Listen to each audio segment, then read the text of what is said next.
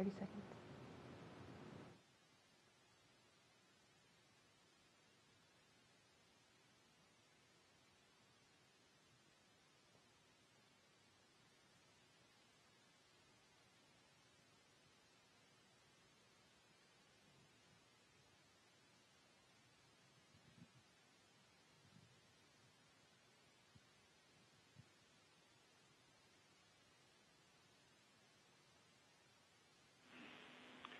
Station, this is Houston. Are you ready for the event?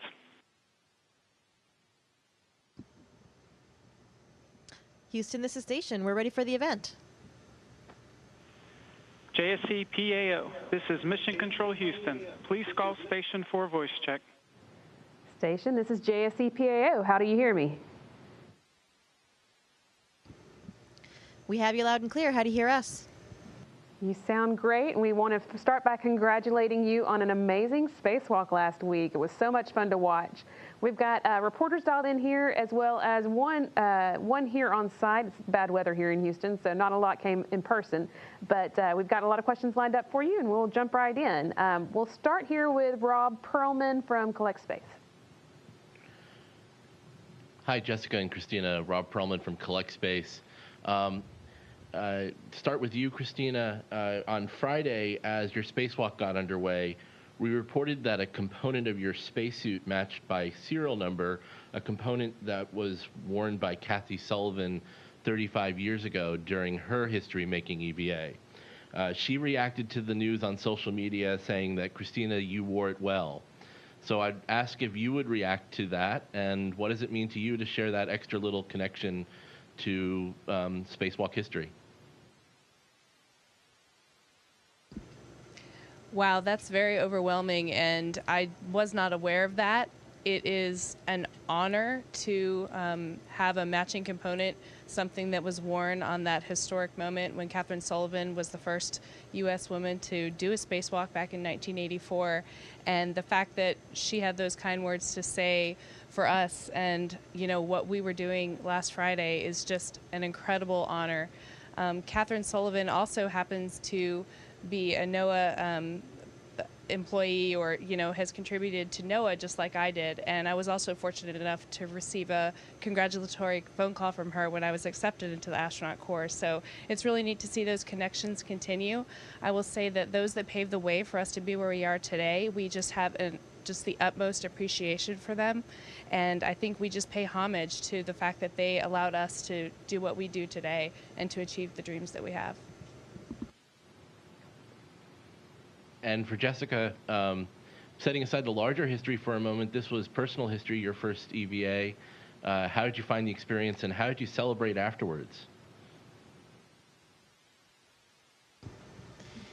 It was really an incredible experience, and it's difficult to put it into words, the mixture of emotions and feelings that you have when you're going out the door the first time. You know, we've been training, Christina and I have both been training together for over 6 years now, and a lot of the spacewalk training that we do is a major component of that training on the ground. So we feel very comfortable and familiar with the suits, with the tools, with all the interfaces that we know how to use, and you really develop this muscle memory and what it's like to work in the suit. But all of that is based underwater in the neutral buoyancy lab back in Houston. So it's a totally different feeling suddenly when you're up here, the same suit, the same tools, but of course we're weightless for the first time. And so the interesting part is that some of the challenges we have underwater in the pool that make it difficult in the pool are actually opposite challenges that we have here in space. You don't have the drag of the water, but of course it's easy to get going, it's hard to stop. So your brain has to try to interpret all these things from the way that you've been training it for so long.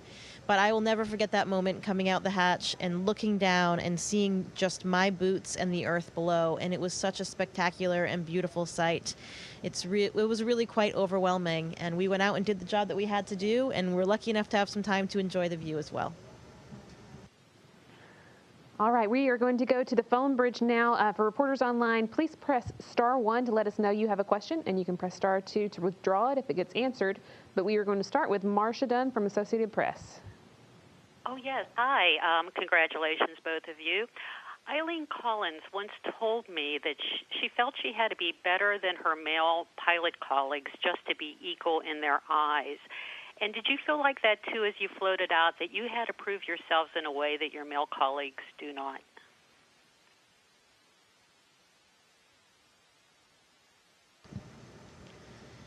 Well, I think, first of all, we're really all held to the same standard at NASA. So Christina and I were actually part of the very first time that a class had 50% men, 50% women in our class. And from the very beginning of our training, we were all trained and treated the same way. So when I went out the door for the first time, I was thinking about all of these things about doing my first spacewalk. I wasn't thinking, was I going out the door with a man or with a woman? That really didn't matter to me in my eyes, because everybody up here right now has been held to that same standard and has received the same training. So for me, I think I felt that it really didn't make a difference.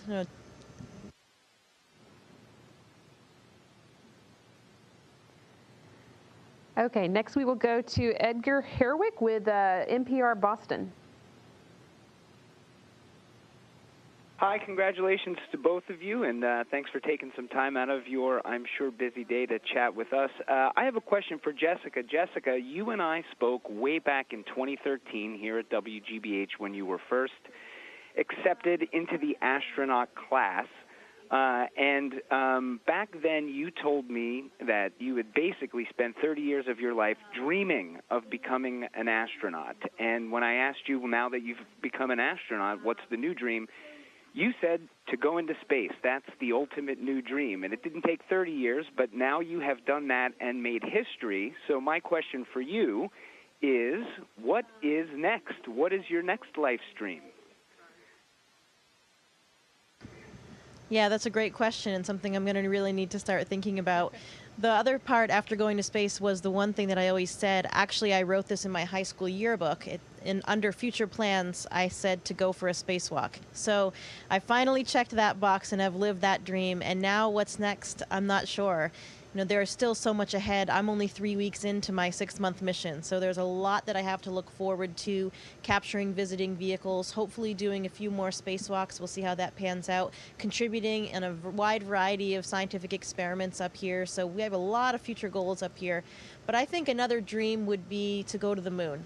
That's always the image I had from the very first drawing I did of when I said I wanted to be an astronaut in the first grade, was standing on the surface of the moon. So I think maybe I'll make that my new dream. How does New England look from up there? And keep in mind your former colleagues at MEGH and former neighbors in Somerville will be listening. Well, looking out the window back toward the Earth is one of our favorite pastimes up here, and we spend a lot of our free time doing that. Actually, we had a few passes over Maine today, and I was going to try to get a picture of northern Maine where I grew up, but I missed the opportunity, so I'm going to try to look for a window tomorrow. It's an unbelievable sight to see, and I was hoping to see some fall foliage colors. It's a little bit tough to tell the difference right now, but we'll see as we go throughout the seasons. Okay, we will go next to Lauren Grush from The Verge. Hi, thank you so much for taking the time to do this. Before you received your assignments that you were going out together, you both acknowledged the importance of representation and for other women to see women like you going out and doing these spacewalks together. Did that weigh on your mind when you guys stepped out together, knowing just how excited everyone was going to be about the two of you doing the spacewalk? That's absolutely right. I've definitely drawn encouragement from mentors that I can see reflections of myself in throughout my life. And so recognizing that we may be offering that for future space explorers or explorers of any kind or anyone pursuing a dream was definitely a privilege and an honor. And I would say that if anything, it just added to the moment. It added to the amazing experience of being able to contribute to this program in that way. It added to the experience of kind of a culmination of so much of our training ending up in that moment when we stepped out the hatch or floated out the hatch. So I would say that I wouldn't call it a weight. I would call it the opposite. I would call it something uplifting, something that allowed us to be our best, to bring our best to that day, and to recognize that we have a gift and an opportunity to potentially inspire the future. Okay, we will go next to Mark Carreau from Aviation Week. Thank you. I have a question for either or both of you. how might your experience continue to encourage diversity in human space exploration, and what might that bring to the whole concept that furthers it? Thank you. Thank you. Well, I think that what we see right now with both Christina and I up here together, and the fact that we did just conduct that spacewalk, is that we are trending in the right direction. We do have more females and more diversity in general in all of the STEM fields, science, engineering, math, technology, and that has led to a higher percentage of women in the astronaut classes. Ours, for example, being 50% female, and the class after ours being almost 50% female. So I think we're seeing that trend. It's going in the right direction, and to me, that kind of gender equality and that kind of inclusion of diversity in any group is really the way to get the job done, to have a successful mission. If you have different ways of looking at things, different ways at solving a problem, whether it's from different life experiences, different backgrounds, whatever a different person has to bring to the table, that is going to lead, I think, to higher mission success, because you have several different ways of looking at the problem. And to me, that's going to end up with a better solution and a more creative solution, and I think overall a happier team as well. Okay, next we'll go to Ivan from AFP. Thank you very much. There's only a dozen active women astronauts who can be in that first mission to walk on the moon. Christina, would you also want to be that woman to walk on the moon? And for both of you, do you know how the selection process is going to work?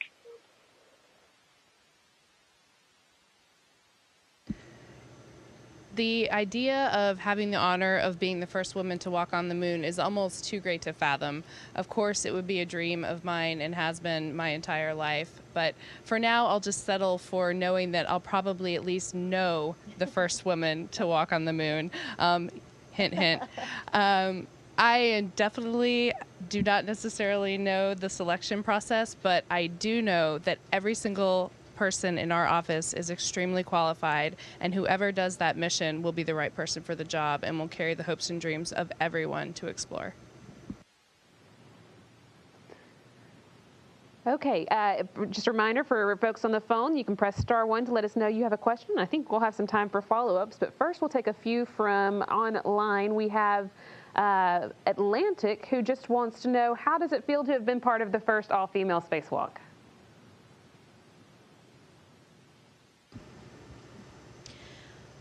Well, for me, since it was my first spacewalk in general, that was an overall overwhelming and incredible feeling. And the fact that I did it with another woman, and actually with my friend, close friend and colleague Christina, really made it even more special. And I think that was because Christina and I have been working together for 6 years now, even in very, very close proximity for the last 2 years. We know each other well, we understand each other. I think that we make a great team. And that all went into this play of having a successful and productive and fairly uneventful, in a good way, spacewalk. So it really meant a lot to me personally to have this first experience for my spacewalk with Christina. But I think that we do recognize it is a historical achievement. It does carry a lot of weight to other people.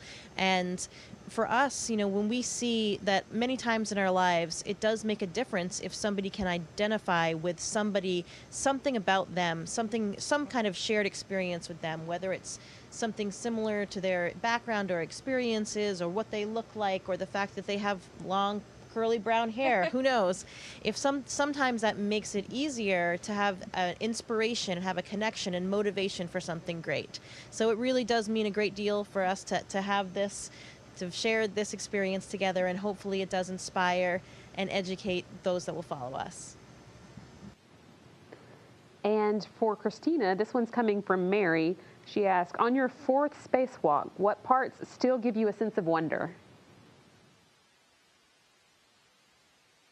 Well, I would say that in addition to this spacewalk obviously being the first instance of 2 women conducting a spacewalk, it was a privilege for me to go out with Jessica on her first spacewalk. In my last 3 spacewalks, the person I headed out the hatch with had already experienced it. So even in the days leading up to it, the questions that we talked about, the preparation, the training, talking about what to expect, the nuances that would be different, the feeling that I explained that you might have when you're translating along the station and you look down and you see the Earth, the vibrant ocean below you, 250 miles. So it was really special for me to sort of lead someone out the door for the first time and to just experience that sense of wonder all over again through Jessica's eyes. Okay, we will go back to the phone bridge now and get a follow-up question from Marcia Dunn. Yes, hi again. Spaceflight has traditionally been full of patriarchal words like mankind, manned spaceflight, manned rockets. It's time for some new language, and I'm wondering what each of you would propose instead of all the manned and mankind spaceflight rockets. Well, it's been really nice to see that in the last several years, a lot of that language has been replaced, because even though that language is meant to represent all of humanity, it does conjure up images of men being the main participants. And so I've been happy to see instances of people, humankind, things like that being introduced. So I just continue to use that language myself and to encourage its use in others. And now a follow-up question from Lauren Grush. Hi, thanks for taking my next question. I was just curious to know why you think it took so long for us to get to this big milestone, and how do you envision spacewalks and other EVAs looking as we move forward?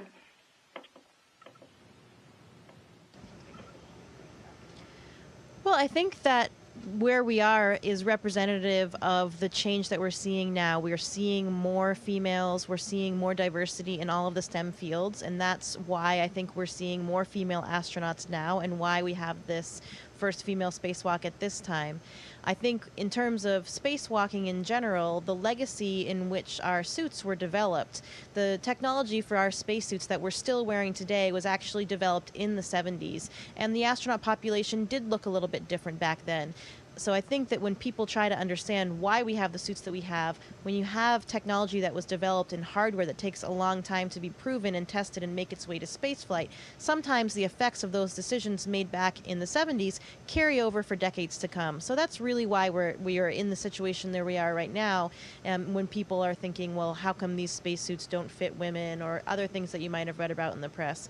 We are moving in the right direction in that regard as well. We have suits up here that fit us well that we've been training in for the last 6 years, so we feel very comfortable working in those suits. And the best part of the news is that our new suit, which a woman will wear on the surface of the moon, the XEMU it's called, was actually designed to fit smaller sized people. The engineers smartly realized that it's easier to scale up than it is to scale down. So the first prototypes of that spacesuit are actually made for smaller bodied people. So I think we are trending in the right direction, and I think that we will continue to see that progress and an increase in diversity in all of these fields. Okay, we will go back to a few more online questions. This one's coming from Livia, wanting to know, what new expectations do you have of future spacewalks that you didn't have before this one?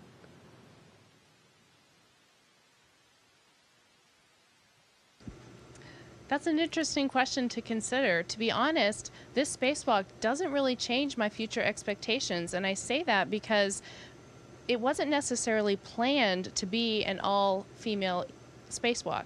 When I found out that Jessica was going to be my partner in the spacewalk, it didn't strike me as any different as it would if it had been Drew again or Nick again. And that's because we all have been training together. So we executed the spacewalk plan and mission the same way that I've executed in the past with my male colleagues, and I'll continue to do that if I have the privilege of going out the hatch one more time.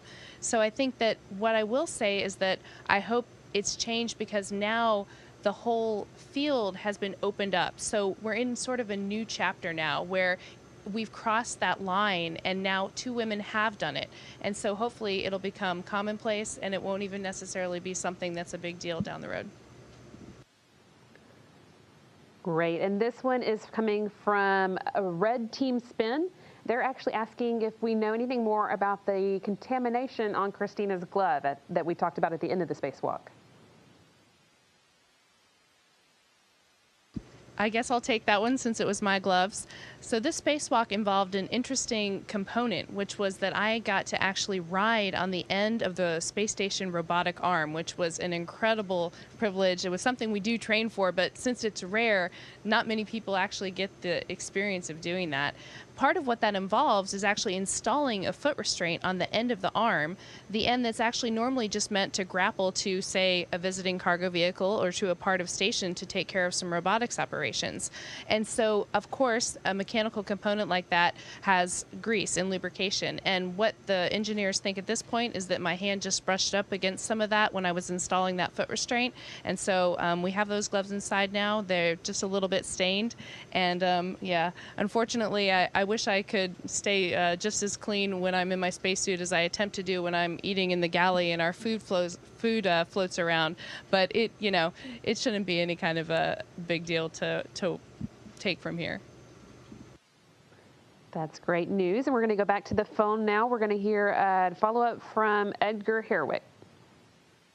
Hi, yeah, thanks for taking another question for me. I wonder, this is for both of you really, but Jessica, this being your first spacewalk, you spend so much time preparing for this and training for this, but I wonder once you get out there and you're doing it, what aspect or aspects of it surprised you, whether that be what you felt, what was going through your mind? What kind of was the most surprising aspect of this?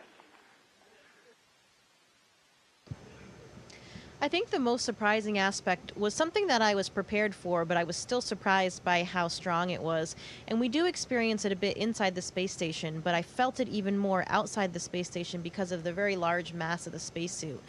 So in talking earlier about the differences between training in the neutral buoyancy lab underwater or in space, we have very different forces at play. Underwater, you have the drag of the water that slows you down and actually holds you into position. So when you stop moving in the pool, you generally stay where you are because of the drag of the water and the viscosity of the water.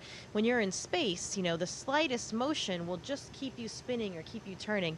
So even though I knew I was prepared for this in my brain and lots of people told me and I knew what I had to do to try to counteract it, I was still surprised by how unstable you would be if you imparted motion in any direction, particularly because now it's not just the mass of you that I'm used to inside the space station, it's that great big mass of me, any tools I'm working with, any hardware I'm working with. So I found it quite difficult. You had to be really creative and think, figure out the physics involved in keeping yourself in place when you're doing a certain work task, because otherwise you can just very easily almost spin completely around when you impart any motion into anything. So that was something that surprised me by how strong it was, but I think even by the end of the spacewalk I was getting more used to it and learning, and I think that's one of the big things that people deal with on the very first time they go out the door. Fun challenge, figuring that out.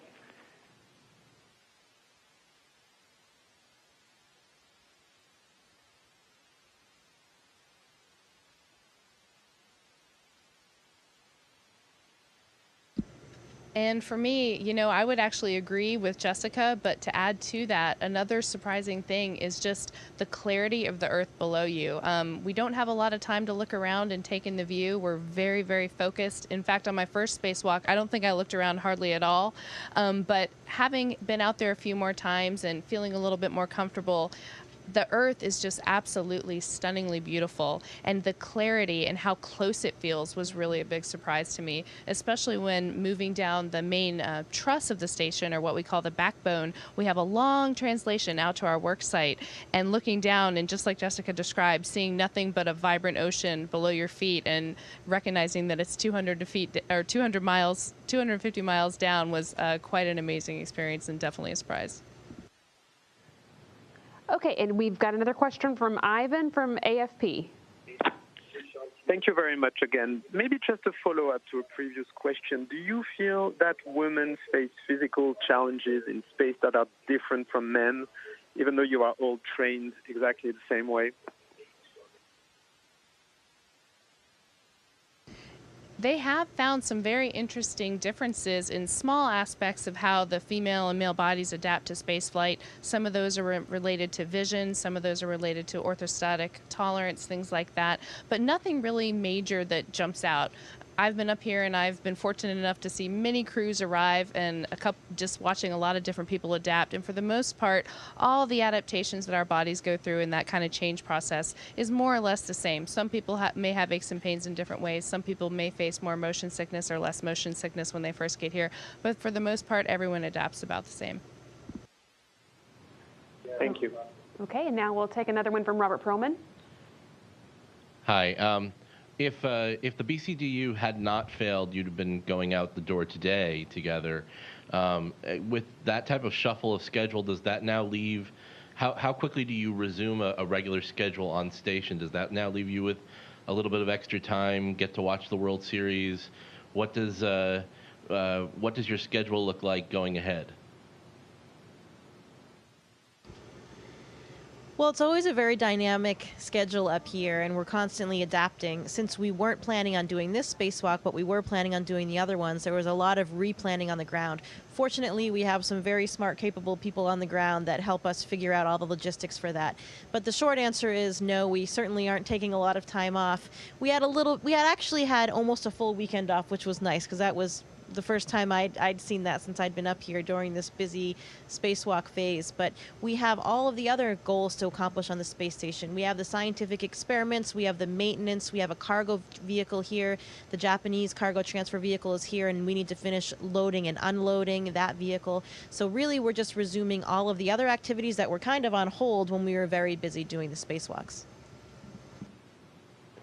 Okay, and we had a lot of first-timers tuning in for the spacewalk last Friday, so we have a few kind of Spacewalk 101 questions I was hoping to get you to answer. One from Saxjam, who said, do you feel the temperature changes during the spacewalk?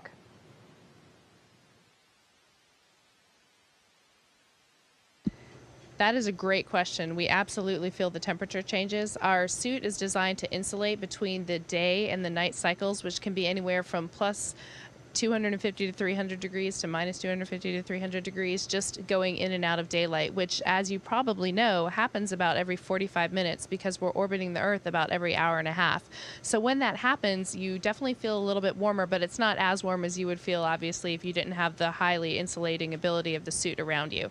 We do have the ability to turn up the kind of air conditioning system, if you will, in our suit, and so we can adjust that on the fly, but what most of us do to try and stay the most efficient that we can to not have to make too many adjustments is to find a setting that works for both the day and the night. So just when you're starting to get a little chilly at night, then it's time for a sunrise and you warm back up. Okay, and from Marcus, after a spacewalk, do you need to spend time readjusting to the space station's pressure?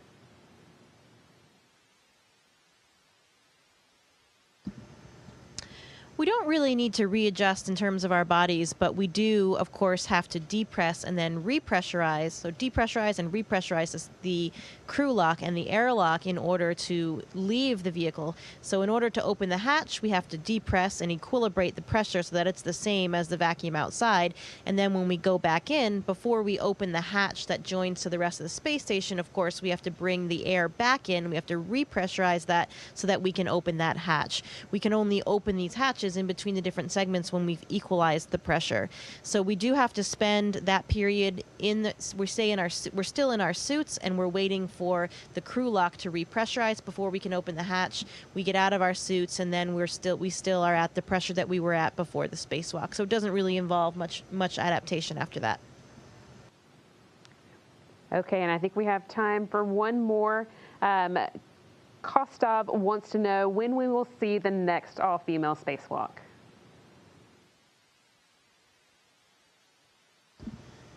Well, that's a good question. We don't know the answer to that right now. We probably will have some more spacewalks this expedition while we're both up here. There will be a series of spacewalks that may happen before any more of the battery spacewalks.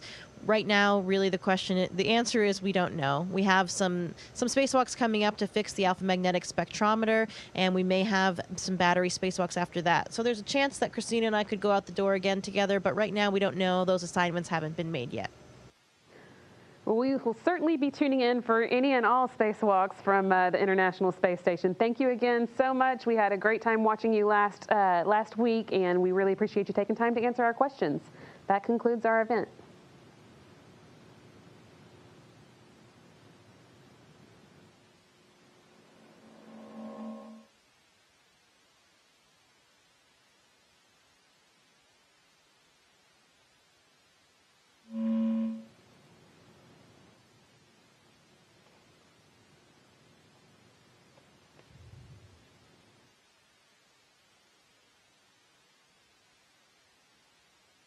International Audio Communications.